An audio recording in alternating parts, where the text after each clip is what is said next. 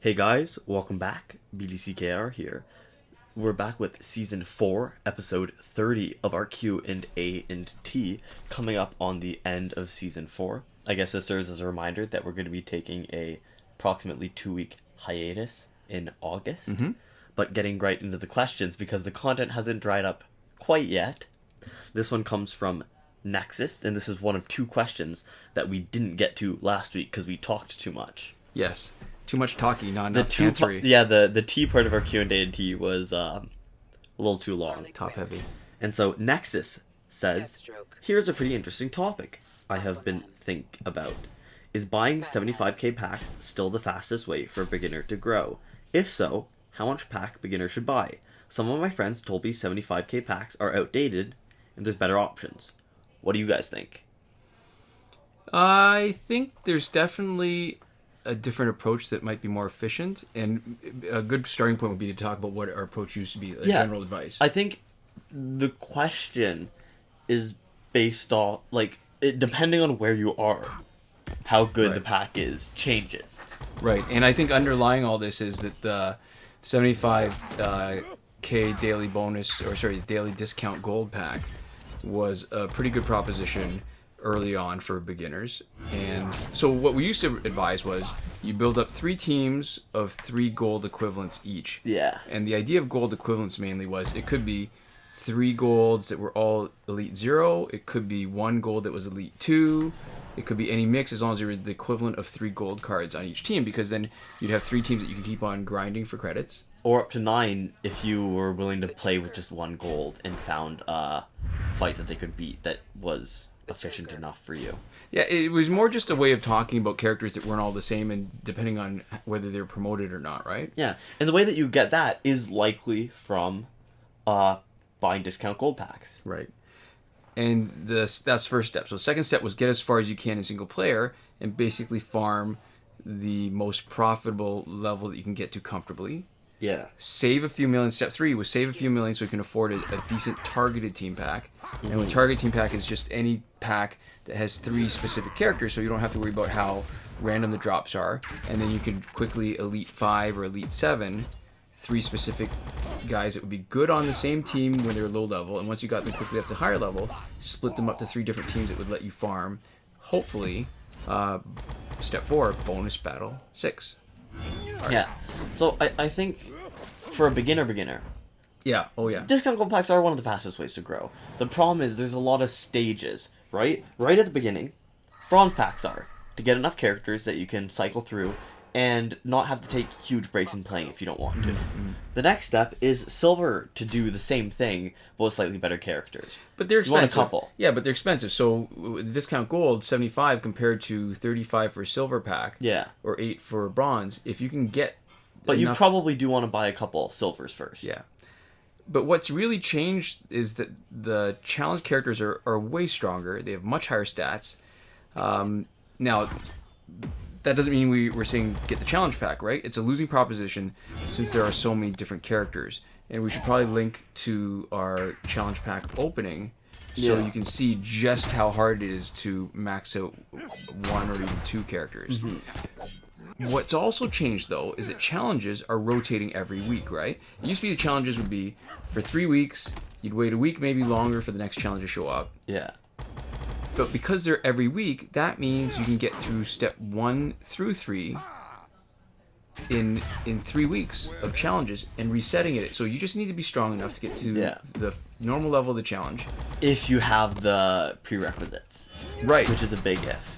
Right, and that goes towards use, because that's why we talk at each week about whether the requirements are bronzes or silvers or golds, because that makes a big difference for starting players. You do the challenge, you reset it a bunch, you repeat it over and over at normal level, and in each week, you've got a gold that you could potentially have at Elite 7 if you're willing to put it in time. And in 3 weeks, you can grind like crazy, save your millions that you need, and really, even if you don't get a target pack with 3 challenge characters that are Elite 5 or Elite 7, you're totally going to be strong enough to farm bonus battle 6. And I think you even forget a bit When we first got the game, there was a challenge, and it took us almost the entire length of the challenge, a couple of weeks, to be up to the level where you could beat the whole thing, to unlock the character. Yeah, that's actually true. Although, what's also changed right now is while we still have the glitch for online rewards, you don't even have to rank that high. But if you do the glitch over and over again, you get value. You can buy stuff. Yeah, you'll be able to get the packs, the target teams, much earlier.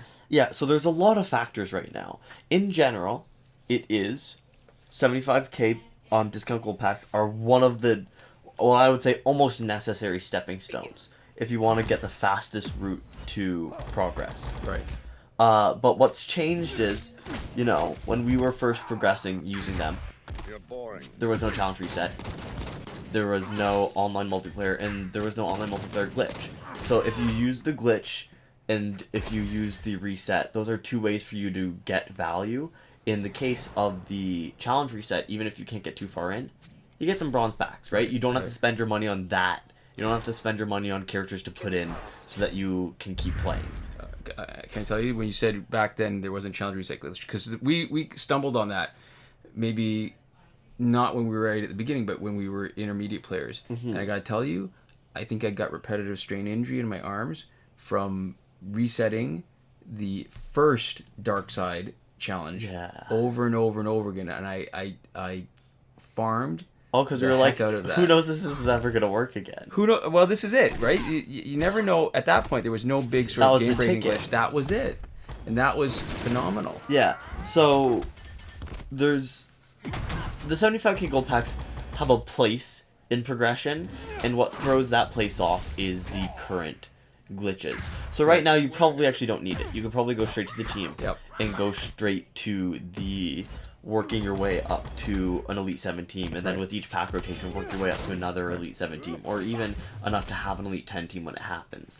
But I think even if you do that skipping step, I think buying the discount gold packs every day is still a good way of spending your money efficiently, because you've just come into a windfall. If you're using the glitch, you still need to spend the credits, and you're still going to run out of the credits unless you've done a massive amount of glitch exploitation. Right. So 75k discount gold packs, I think as long as you don't have a ton of the characters in them, even if you're using the glitch and you're rolling in the cash and you don't really need that gold character as a stepping stone the same way, it's still worthwhile. It's part of the fun, actually, of collecting the characters and having a complete collection, right?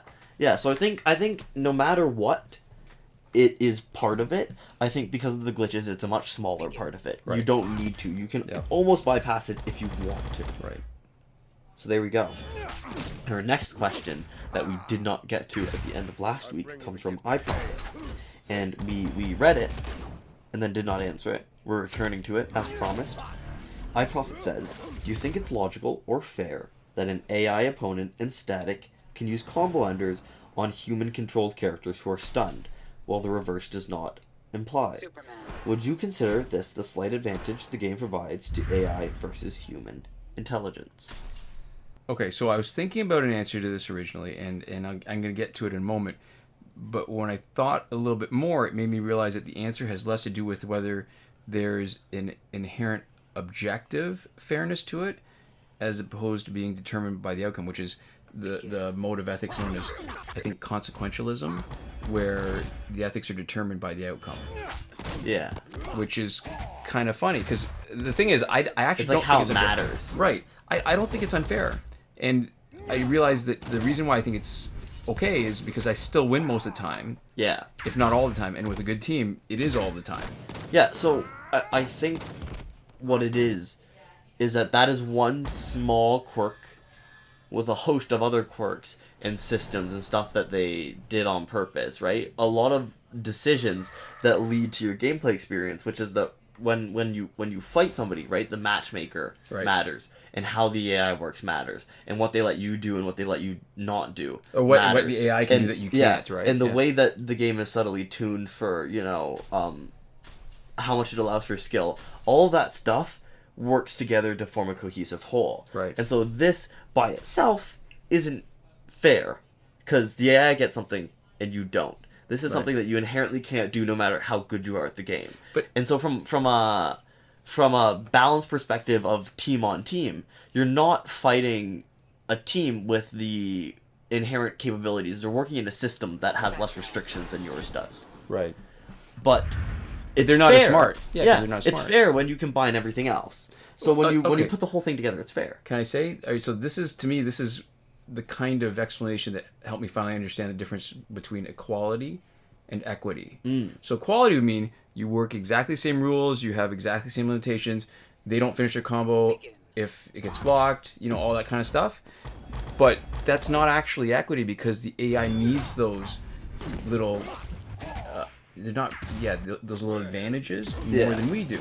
And even with all those advantages, I mean, I'd be surprised if anybody was fighting the AI and losing more than half the battles. You're still winning more than half the time, even with the AI having all these supposed advantages. It doesn't do nearly enough to cancel out the fact that we're just, as human beings, we're just smarter. Yeah. Yeah, so I think I'm okay with it. Yeah, I'm okay me too. with it. I think it makes the game more interesting, and I think fights that are closer to evenly matched are actually more fun, right. Even if the ways that they have to make them evenly matched, as long as they don't veer too far into just feeling unfair. And it's consistent. Yeah. Yeah, as long as it's not like, every once in a while you just get some dudes knocked out if you're winning. Oh, always. Whether it's the loot boxes or it's fighting, randomness is what frustrates me the most. And I know some of it is baked in, right? Some of the gears, some of the passives are random effects. Yeah. So those are things, if you haven't noticed up until now, those are things that I like to avoid because I just don't like that. I find that more frustrating. This is interesting. I don't know the specific title of the video or whatever. There's a really good extra credits video talking about how randomness can be good and bad implemented into games, talking about specifically Hearthstone. Okay. That's a really interesting video, and if you're interested in that and you feel like randomness feels crappy, I think that does a good job of explaining why. Okay. And about how bigger random swings feel even worse, generally. Alright. Okay, so there we go. Our next question comes from Awesomegamer 241. And in case you weren't sure it's a question, they say, "Wait, I have a question. Can you please do a series where you restart and start over Injustice and see how fast you can get characters and whatnot? I think it would be a great playlist to have and a great series. Thank you for reading this comment." This comment is very clearly delineated. It knows exactly what it wants. It prefaces it. It has like an objective statement. It has a conclusion, almost. As a summary. This is like this is like an essay almost, like a really compact essay, and I appreciate that. Yeah. You're welcome for reading the question. So I enjoyed it. Yeah, this is related to that earlier question that when we were talking about starter strategy. Yeah. And I think for me the answer is probably not. Yeah, because right now it would be getting to the point where we could abuse the challenge reset glitch and the online rewards glitch, and then abusing that, and it would be a lot of off-screen grinding, because nobody would want to watch that. That's the point, right? Because this game, what it really does is rewards farming and grinding, and the whole point of calling it grinding is because it is a bit of a grind. Yeah, and that can be fun to play, or fun enough. It can hold our attention. Yeah. But it's not going to hold our attention in video format. We don't expect it to. We wouldn't want people to watch us because you're grinding. And like anyways, we'd only be able to film a small proportion of what we're doing. Yeah. So a much lower percentage than this. So I appreciate the fact that you and I guess a couple of people responded, thought it would be interesting, but from my perspective, in terms of how we've made videos, I don't think it lends itself to anything particularly entertaining. It would be a massive undertaking for not a lot of content if it was in a format that I would think that anybody could watch. Well, let me tell you, for me to consider it watchable, it would be so much work. I'd have to be willing to watch it, and I really don't think I'd be. Oh, to even just edit it down? Yeah. Oh, yeah.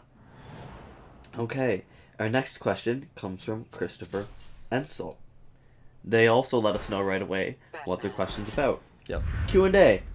What's your overall season ranking? You guys get a lot of battle points, so I wonder how high you are. There you go. Thanks for your question, Chris. Thanks, Christopher. It depends, right? I'm getting a little too casual with them off the bat, huh? Okay. We're playing with, at any given moment, 4 different accounts. So our original account is way up there in the top 1%. We hardly play with it anymore. And we do it just to maintain content. Yeah. Of our other 3 accounts, another one's top 1%. We've got one top 3%, and one top 5%.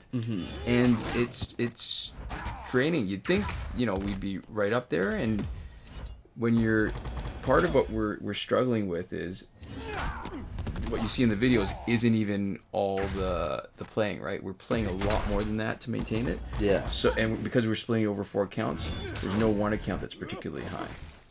I mean, top 1% seems like it's pretty high. It isn't really. So there we go. Our next question comes from ChompaNompa, and they have something to say to us that's not a question before we get into it. Yeah. Thanks for your insight on 1984. Hey, thanks for letting us know that you appreciated it. Yeah, thanks. I appreciate you. Yeah, it feels more like a conversation than just, like screaming into the void. Yeah, responding. You respond to what we said, and then you have something new to say to us. So it's a back and forth. Appreciate that. That's what I like about this channel.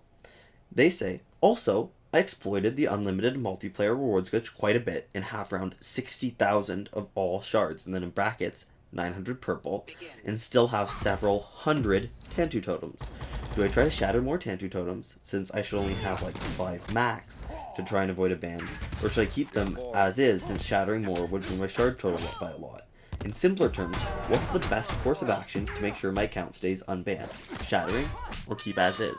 That's a nice little synopsis at the end. Yeah. That's a good, interesting question, and I think we have our best answer for you. Yeah, what makes the question good is that besides the topic, it actually breaks it down properly. So it's getting to the point of, all right, so this is what I really want to know. You're asking exactly the right question, too. You know exactly what you want. because we talked about that. The right question, the right answer. Yeah, okay. This is the right question. It's not like, am I going to be banned? It's not like, is one's definitely safe, right? You're saying which one's the best option, and I think we can help you. So what I'm going to say, we're going to break it down into 2 parts, too, right? Because it matters what kind of ban or suspension we're talking about. Because shards are more dangerous than too many copies of gear when it comes to auto banning. Yeah. Right? Because there's only 4 different shard totals that could be checked. Yeah, and that's 4 values. That's a lot easier to check. There's so many more different gears, right? And even if you only look at the legendary gears, there's still more legendary gears in the 4 different shards. So when you talk about auto ban, all right, so, and I don't know exactly what they do, but my understanding of what's happened and the way the program looks is that when you log in, or maybe once a day, they will check your account for specific things, and it would slow down the server way more the more different things they check. Yeah. There's one good thing about shards, and having a lot of shards, which is that there's a point where they're supposed to just accumulate. There's a point where you aren't able to spend them on anything. Right. And it's not like credits the same way, where you just keep getting more and more and more. Right. So that's no guarantee that there's something. Another good thing is I don't think I've ever heard any report of somebody being banned for what looked like shards. Or nothing credible. I mean, this is one of the issues we run into, right? People think that they know why they got banned, and sometimes they're right and sometimes they're wrong. Yeah. And it could be really that, but as far as I know, you're right, nobody's gotten banned for shards. So we haven't heard anybody being banned so far, and it's one of those currencies that is going to accumulate after a certain point. So it's a little less likely, if the developers are thinking the way that we are, it's a little less likely that they're setting a cap for shards. Now, all right, so the problem is, though, that's just the auto ban. For the manual ban where your account gets reported, either the number of shards or the number of specific gears could be used as justification to uphold or confirm your ban if someone chooses to report you, right? Yeah. So it's just as important to not leave anything suspicious or questionable in your online team as it is important to avoid certain numbers for different resources, right? Yeah. So power credits is an example. So if you don't invite suspicion with your team, if your team doesn't make somebody fighting against it think, oh, that guy's a cheater, then they won't look at your account. But then the same thing applies too, right? Because they'd have to specifically look at your account and look at the shards and look at the number of gears. And at that point, it might actually be easier because they're only looking at one account. So they could probably have a program, like some subroutine, to just look at the account, look at each number, and report, or just trigger if anything is suspicious, right? And here's one of the problems. We don't know exactly what information the developers have access to, right? Because we talk from a perspective of the only thing that we really can manage, which is what the current state of your account. Right. As far as we know, the developers could have access, if somebody's banned, to a sort of like transaction history for your account. Oh, I'm sure they do. I'm sure they do. Yeah. So the problem that you run into is that we don't know exactly what data they store. It's entirely possible that they'll have data somewhere that says you got 200 online multiplayer rewards in succession. Right. Or even that you shattered like 100 something Tantu totems, although that data seems a lot less likely for them to have stored. Right? But the online rewards isn't interacting with the server. It's totally possible that no matter what form you put it in, a manual ban would catch you. Right. And so, generally, it doesn't seem like, or at least not in our experience, we haven't seen anybody abuse community, regulation tools and just ban people at random. Right. But we don't know exactly what happens, and it seems like the Warner Brothers is more likely to ban people if it's possible, than to take a step back and actually like really look into it. It doesn't seem like they're willing to put a lot of legwork in to figure out. It seems like they're just looking for enough plausible reason to ban people, and we know that because people have been what looked like manual banned without hacked accounts before. Right, for sure. Yeah, so there we go. Mm-hmm. Probably keep the Tantu totems and not shatter it just for auto bans, but which is really all you have control over, right? As far as those two pieces go.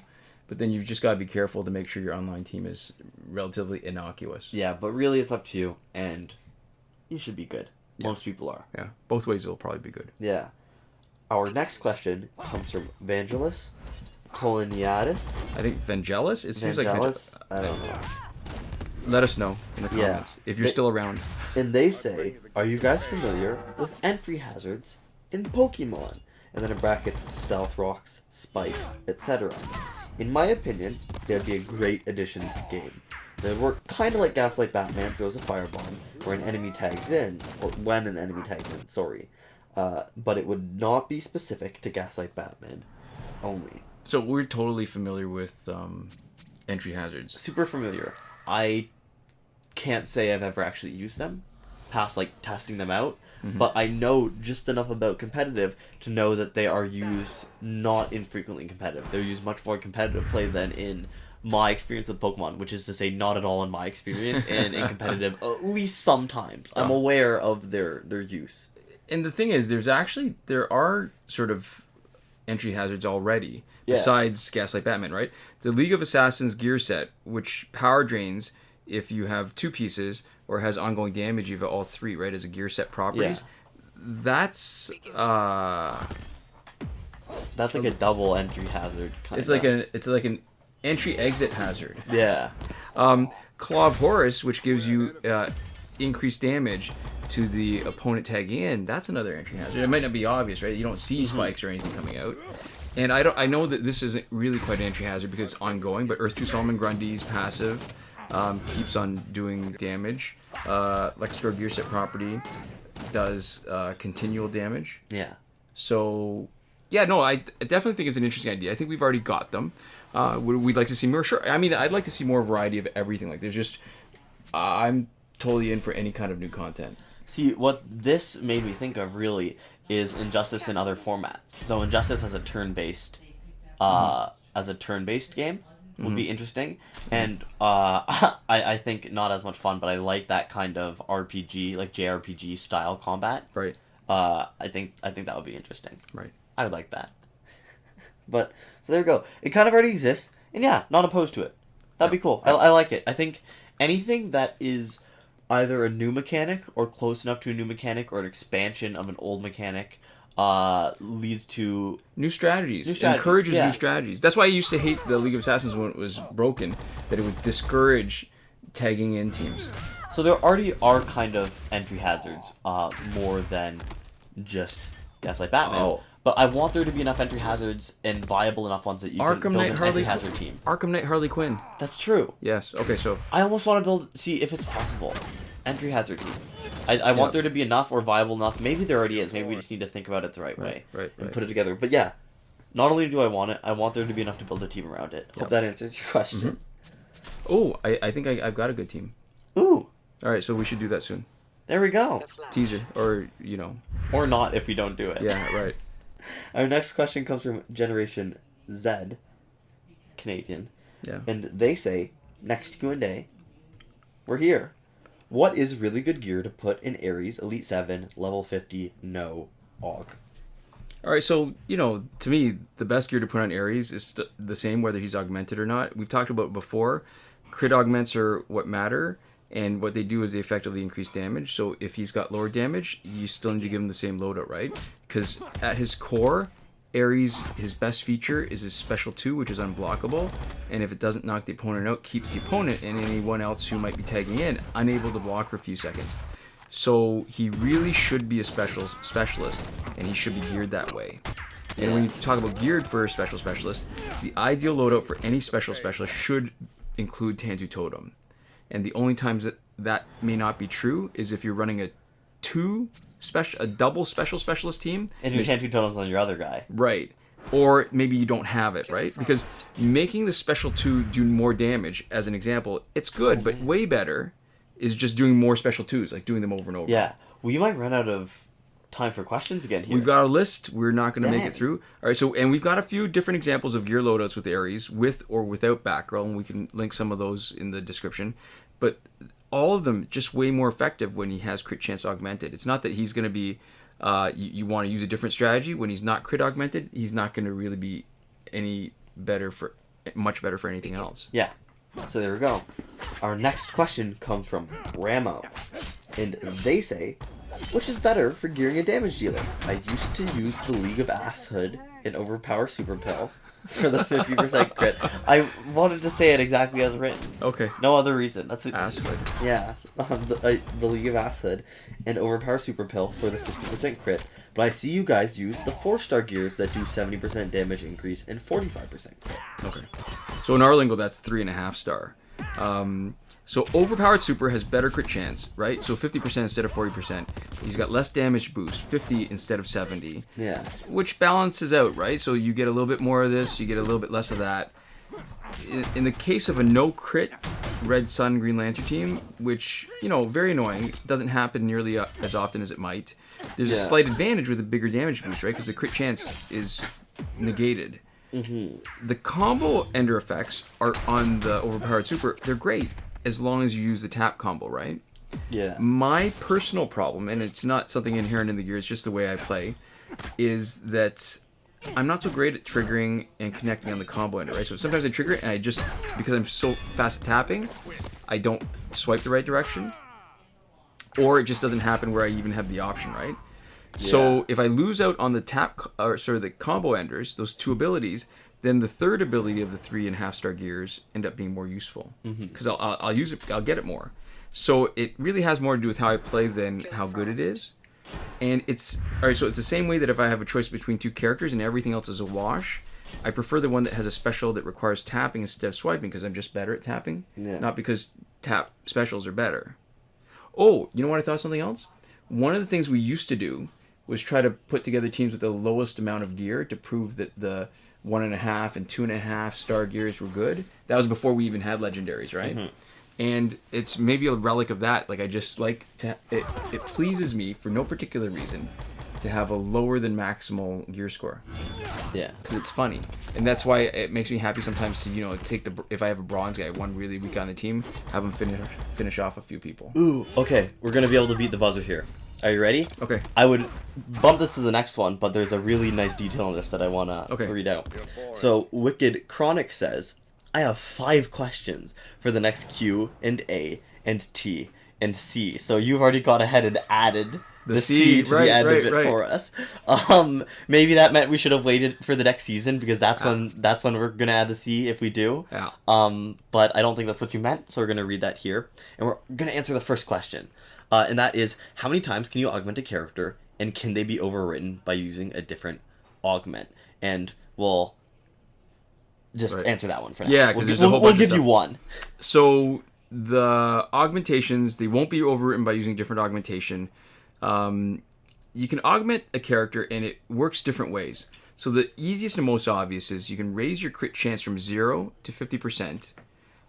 You can raise your crit damage from 150 to 250.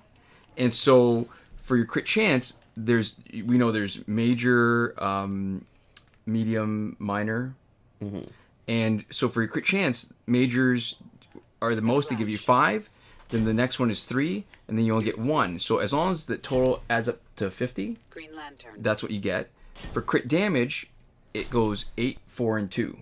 So the majors are 8%. It goes all the way down to 2% for the minors. Begin.